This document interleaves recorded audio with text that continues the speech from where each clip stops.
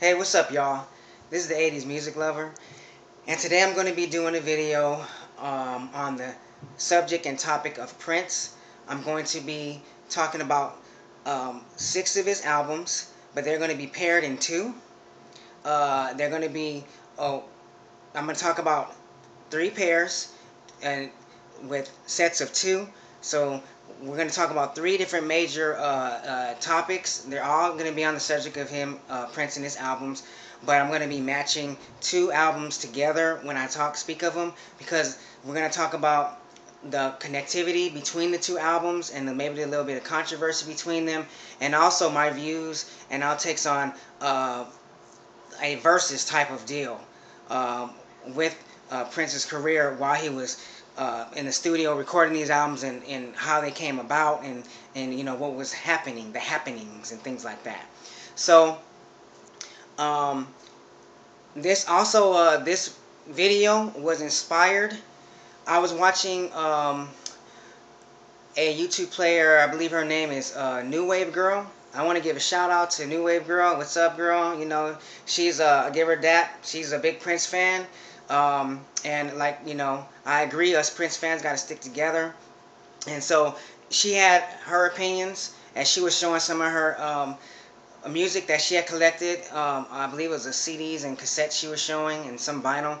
And she was talking about Prince and the generation of from this period to that period, and what was going on with him changing his name to a symbol that we can't pronounce, and things like that. So she gave her opinions on certain albums. So I'm kind of this video is like a response and a shout out, you know, and inspiration from that video. I thought it was a lot of fun, and hopefully she will see this as a fun video too and have fun with it, and all you Prince fans out there too. So let's get started.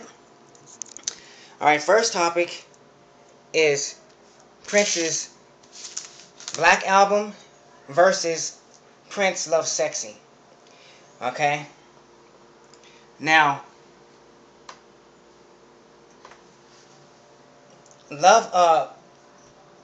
between the two, this one came out first, the Black Album.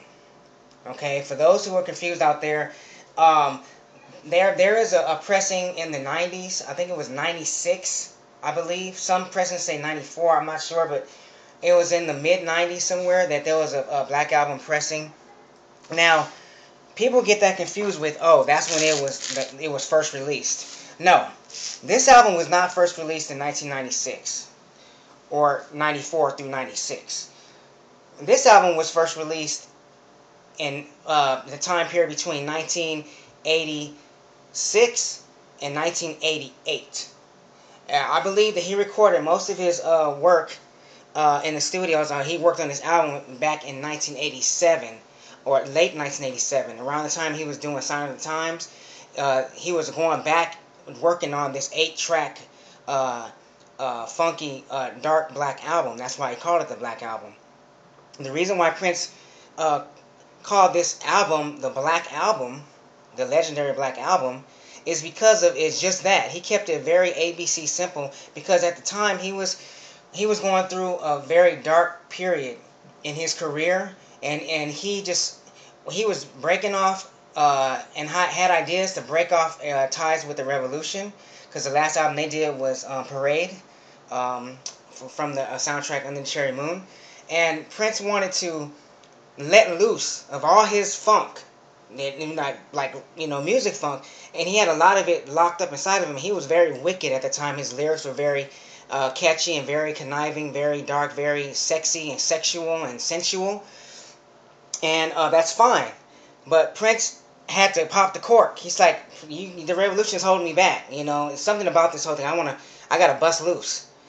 So Prince wanted to do a really, really down and dirty, greasy chicken, funky type album, and so this is how the Black Album was born.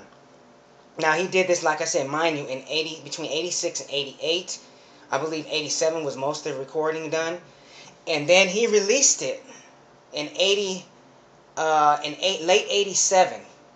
He released it, maybe even in 88, and then he pulled it off the shelf because there was this character called Spooky Electric, You guys know about Spooky Electric? Have you guys ever heard of Prince talk about Spooky Electric? Have you ever heard him say that in any of his albums? Of course you did. And I'll show you the album that he mentioned Spooky Electric in. This one. Prince was warring with himself when he did this album, but he let it loose, and then he felt like some kind of remorse or something, because after he released this album, he recalled it. He pulled it off the shelves. All the retailers, all the stores that sold at Sam Goody Records and Warehouse and all those stores back in the late 80s. He said, hey, I want to stop production. No more. That's it. Call it back. Like, cut. Stop. Time out. And then a lot of copies, such as this one, and I have a peach marble version that you guys are seeing. You can check my other video out on my Prince vinyl collection. And there were many other color vinyl and many other versions of the Black Album that got let loose and got through the seams and got, sold. So he said, I don't want to do that. And then he had some kind of epiphany, and then he came out with Love Sexy. Love Sexy is the light, heavenly version of the Black Album. Okay? Alright? This is why he went so natural. He went naked, and it looked kind of funny, I know, y'all. But Prince fans understand him. It's just like, I didn't understand when I first saw it, I have to admit. Come on now, a man's naked on the cover. And I laughed at it, me and my friend, and we were biggest Prince fans in high school. That's kind of telling my age, but anyway. You're only as... age is nothing but a number, y'all. So, he wanted to do a lighter version, a heavenly version, if you will, of the... I won't say this is hell, but this is very dark. They call it the Black Album. And this album was driven by a character he calls Spooky Electric, which was inside of him that made him record all these nasty lyrics and all this vulgarness, okay? This one was a heavenly side. So, and this one came out in 1988. Love Sexy was released. When he did this, it was like a breath of fresh air. If you watch his videos, they're very heavenly. I Wish You Heaven. He has a lot of spiritual talk. This is his most probably spiritual album as a studio release album to date. And this is why. He wanted to turn on the light side of things and like say, Lord, forgive me, like he does in Conscious when he's playing with the audience around Purple Rain tours and stuff. In 1999, he did a lot of that spiritual, like playing with the crowds, like acting like he's talking to God. Well, he went through a real experience, and this is the end result. Was Love Sexy was born, and the Alphabet Street and Glam Slam and those favorites came from this album. Now, that was the controversy between them two. Now, this one here, let's save that for last. Let's talk about Sign of the Times and Crystal Ball. Okay? Now, that's the Crystal Ball with 4-disc set. The controversy, it's not really a lot of controversy between these two. But Sign of the Times, the reason why Prince released Sign of the Times after he broke up with The Revolution. This album came after Parade. Okay? Very funky album. He was like I said, he was recording the Black Album and he was recording this one at the same time. So he knew that this would be something that's a different alternative and outtake and outlook from this and this. But this wasn't even thought of yet. This album inspired this album. And then this album he had recorded after he broke up with The Revolution. This was his first solo album after being with The Revolution for so long. Okay. This one came out, like I said, in 1987. Okay. This one came out in 87. This was released in 87 as well, but it was put off the shelf, so that's why people get the release dates mixed up. Like, how can he do 2 albums in 1 year? Well, I told you, as go back to what I was saying, and that'll make sense. So, Sign of the Times was born in 87. And then, after this, then he released, as far as studio albums, Love Sexy. Okay? So, which came out in 88.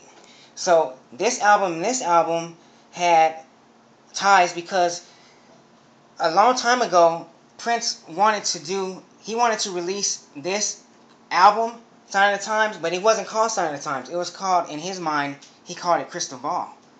And the reason why he didn't release it on vinyl, I haven't seen vinyl, maybe it exists, but I haven't seen it. I've only seen it on compact disc. I haven't even seen it on cassette. If I do, I, just go crazy and go buy it. But I've only seen it in this, either a square box or this round, deluxe, very rare version. So Crystal Ball was released in the 90s. It was released later. He released this after he got out of the contract with Warner Brothers Studios, and so that's why it's so long. He just let it loose, like when Emancipation, like something like 36 songs or some crazy stuff like that. 3-disc set, 12 songs each. He just went crazy. It's like, I'm gonna, hey, this is my emancipation, my celebration. And Crystal Ball was right around that time too when he released Crystal Ball.